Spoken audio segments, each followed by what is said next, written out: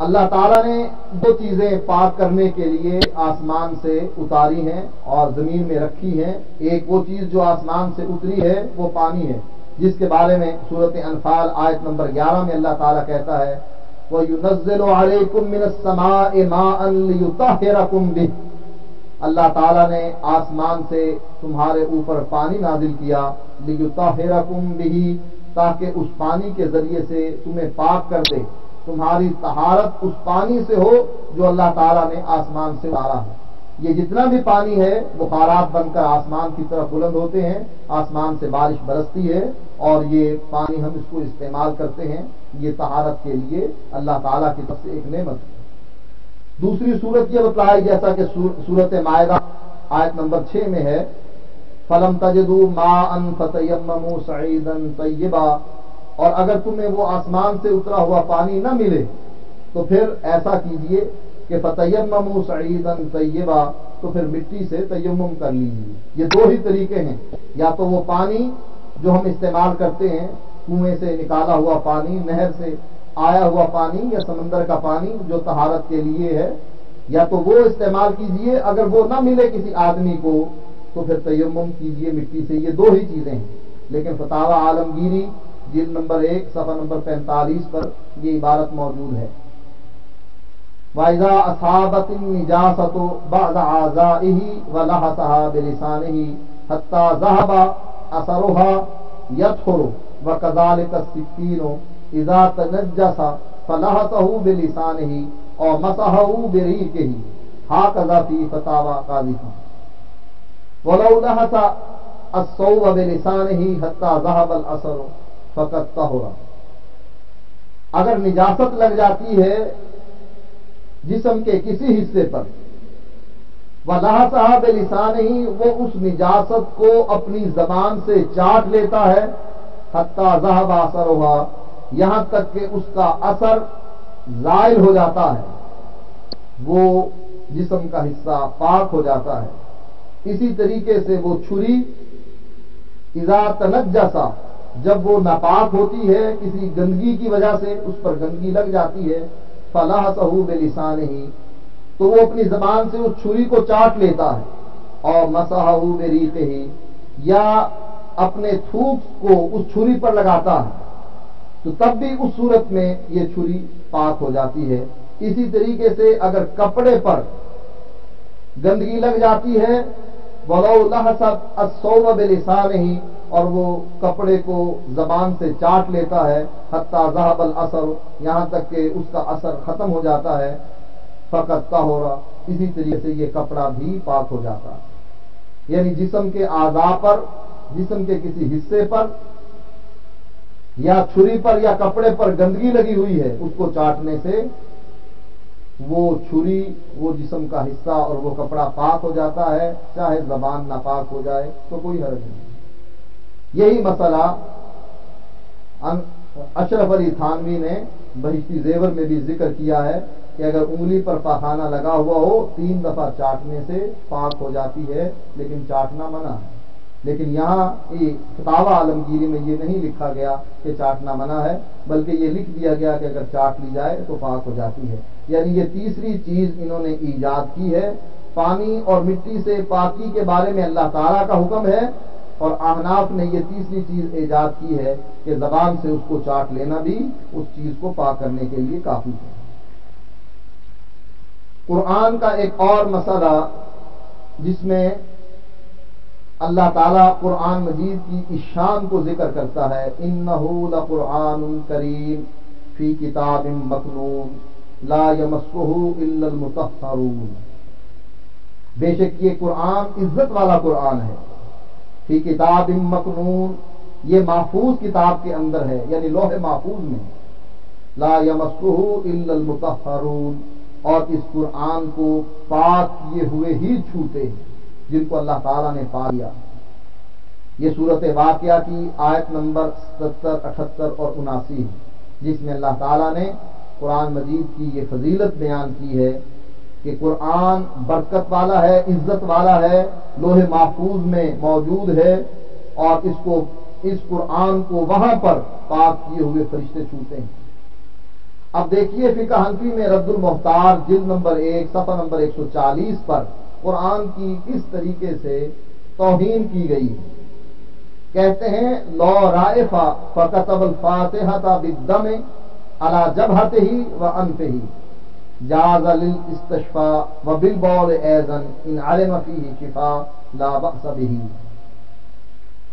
کہتے ہیں کہ اگر کسی شخص کی نصیر پھوٹ جائے فکتب الفاتحۃ بالدم اور وہ اس کو سورت فاتحہ کے ساتھ سورت فاتحہ کو خون کے ساتھ لکھتا ہے علی جبہتہ ہی اپنی پیشانی پر وانفہ ہی اور اپنے ناک پر جازا جائز ہے للاستشفاء شفا کے لیے وبالبول ایضا اسی طریقے سے سورت فاتحہ کو پیشاب سے لکھنا بھی جائز ہے اپنی پیشانی پر اور اپنے ناک پر.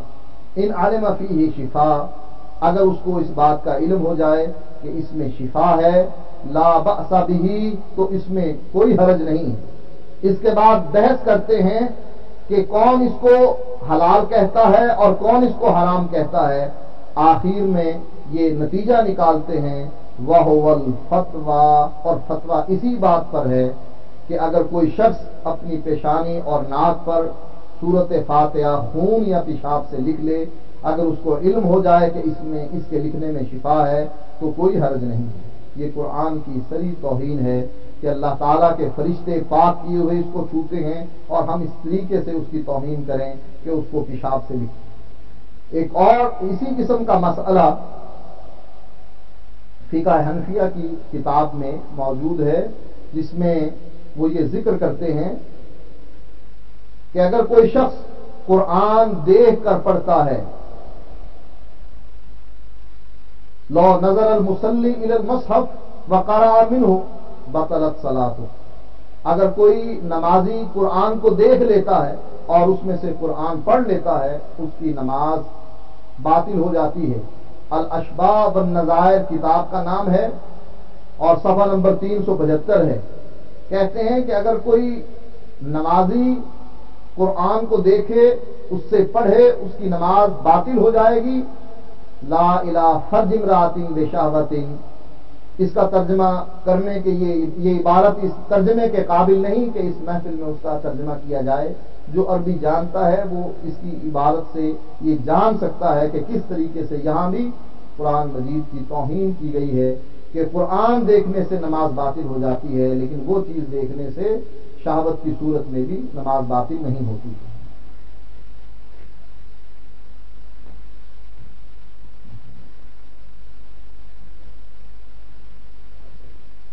وہ مسائل تھے جو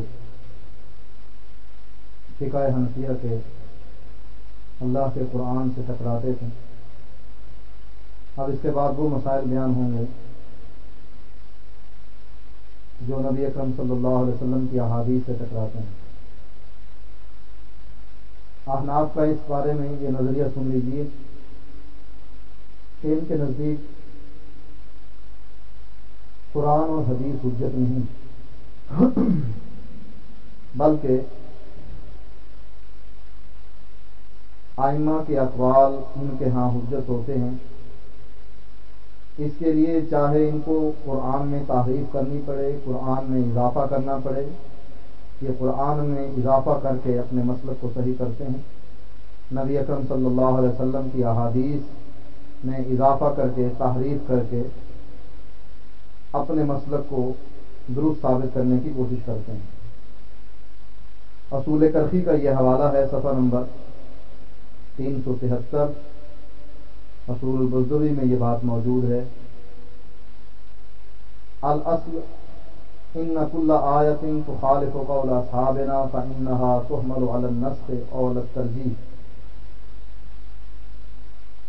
والاولى ان تحمل على التعلیل من جهة التوفیق. قرآن کی ہر وہ آیت جو ہمارے اصحاب کے قول کے مخالف ہو یا تو اس کو منسوخ سمجھا جائے گا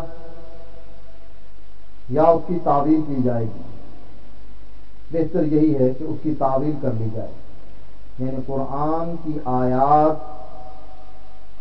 اگر امام ابو حنیفہ یا دوسرے ائمہ کے اقوال کے خلاف آ جاتی ہیں تو قرآن کی آیات کو منسوخ قرار دیا جانا یہ ایک بہت بڑی جرت کا مسئلہ ہے۔ یہاں امام کے قول سے قرآن کی آیات کو منسوخ کر دیا جاتا ہے یا اس کی تعبیر کی جاتی ہے، ایسا معنی اس کو پہنایا جاتا ہے کہ جو فقہ کے مطابق بن جائے۔ اسی طرح یہی حشر حدیث کے ساتھ کیا جاتا ہے، ان کل خبر یجیء بخلاف قول اصحابنا فانه یحمل علی النسخ۔ ہر وہ حدیث جو ہمارے اصحاب کے قول کے خلاف آتی ہے اس کو یا تو منسوخ سمجھا جائے گا یا اس کی تعبیر کی جائے گی، یعنی ان کے نزدیک اصل قرآن اور حدیث نہیں ہے بلکہ ان کے نزدیک اصل ائمہ کے اقوال ہیں۔ اسی لیے ایضاح الادلہ صفحہ نمبر 97 پر انہوں نے تقلید، جو محمود الحسن دیوبندی کی تصنیف ہے، انہوں نے تقلید کو ثابت کرنے کے لیے قرآن مجید میں اضافہ کر دیا۔ قرآن کی یہ آیت فَإِن تَنَازَعْتُمْ فِي شَيْءٍ فَرُدُّوهُ إِلَى اللَّهِ وَالرَّسُولِ قرآن میں ایسے ہی موجود ہے، لیکن انہوں نے قرآن مجید کی اس آیت میں اس طریقے سے اضافہ کیا، فَإِن تَنَازَعْتُمْ فِي شَيْءٍ فَرُدُّوهُ إِلَى اللَّهِ وَالرَّسُولِ وَإِلَى أُولِي الْأَمْرِ مِنكُمْ۔